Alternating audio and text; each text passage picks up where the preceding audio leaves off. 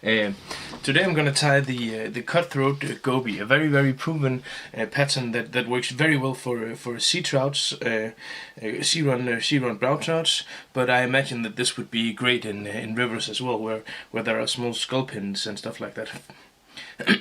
First of all, I'm gonna add a bit of weight material here, just a little bit to keep this a bit below the surface, even if you're retrieving it at high velocity.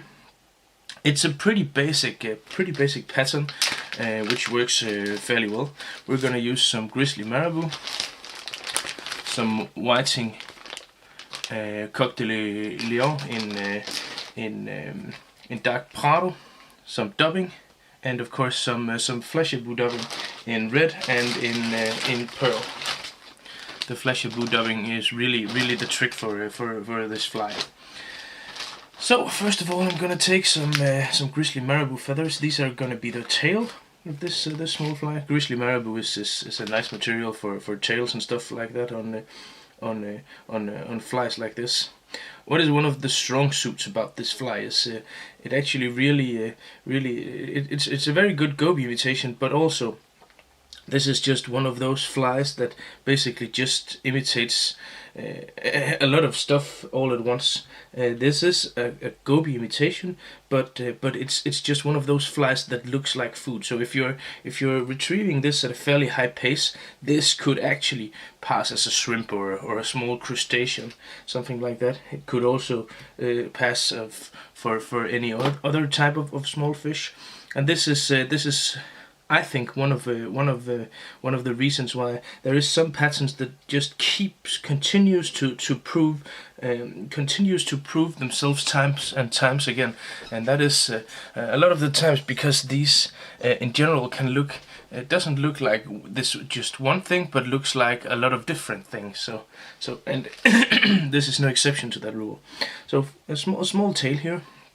Another example of this could be the woolly-bugger, probably one of the most famous flies of all time for sea trout, for trouts in throughout the world, and that can look like almost anything. It can be a leech, it can be a small fish, it can be approximately almost anything. So the hook I'm using here is the gammarus, F314. Oh. Now we're gonna need a hackle, and as you can see, these Prado whiting feathers, it just has a tremendously cool look to them, tremendously cool shine also. And this is gonna be the body hackle. So I'm tying this down right there, but I'm tying it down in the tip. Just holding everything back and then tying it down in the tip. This will give me the correct tapering of the body. So I'll have the shortest fiber here down where the tail starts, and then gradually the length of the fibers will increase up toward the head of the fly here. So tie this down, and what I'm gonna do then is I'm gonna take some SLF squirrel dubbing, a very nice dubbing with a lot of coarser hairs and stuff like that to provide some more contrast and stuff like that. And then I'm gonna take some fleshabou dubbing in pearl, and I'm gonna mix the two. Simply just like this. Just pulling it apart and attaching it back together again while flipping it over all the time. This is a pretty basic way. There is a better, faster way, but only if you're doing larger amounts of dubbing. You can buy a small coffee grinder, a small I don't know what's that called. A small machine that is actually built for grinding coffee beans into a coffee powder, so you can use it in your coffee, of course. But that works very well for mixing dubbing as well. But as you can see now, I've done, and this result here is pretty good. I've made for a lot of flies now, so I'm just gonna gently dub that on there. And when you dub, remember to always move the same way with your fingers. Don't rub them back and forth. Back and forth won't get you anywhere. It's very important that you always that you always rub the same way. So like that.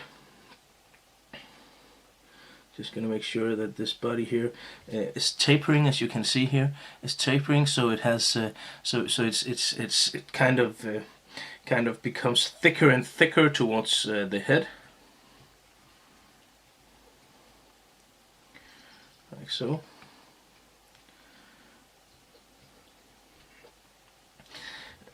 I've caught a lot of trouts on this fly. It's one of those patterns that I never leave home without. But it's really a nice fly on the Danish coastline. Made by a Dane. I don't recall his name. But a good fisherman as well. So as you can see there, you have it, but I'm gonna leave a bit up here because here we're gonna have the bleeding head part of this fly. Is gonna be up here. Basically, now I'm gonna turn the hackle, and what you could have done, which I have forgotten here, but that would potentially increase the the lifetime of this fly, is of course and I should have done that. You should tie down some ribbing on your next fly, just some monofilament, something like that, to keep everything to make this fly stronger. And as you can see, I'm turning the feather here up here towards the head a bit more to give this fly a bit more thickness, a bit more dense hackle up towards the end here. Like so. Cutting off the feather, just making sure everything is in place. And what I'm gonna do now is I'm gonna take some blood red, some red fleshy to give this this fly a bit of a contrast and a bit of a fixating point for the trouts. So I'm taking some red fleshy here. And then I'm making a small bundle all the way in front here.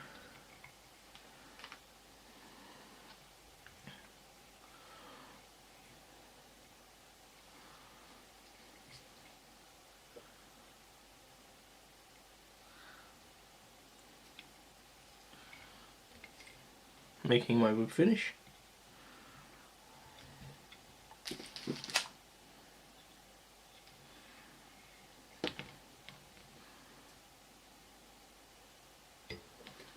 Cutting that off, applying some varnish, which I can't find because my desk is a mess. I'm sorry about that.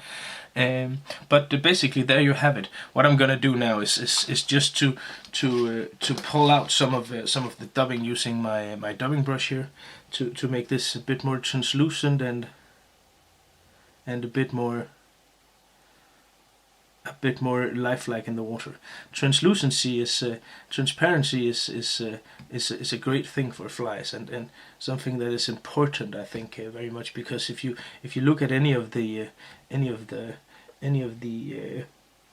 trout's actual food, none of that is solid, and most of it is kind of see-through. So it's important, I think, to have that take that into account, and also to have that in your flies, to give them that look of that food look. So when trouts, sea trouts or brown trouts or wherever, actually spot your fly, that it's not just a clump of materials just hanging there, but that it actually looks like something the trout normally eats.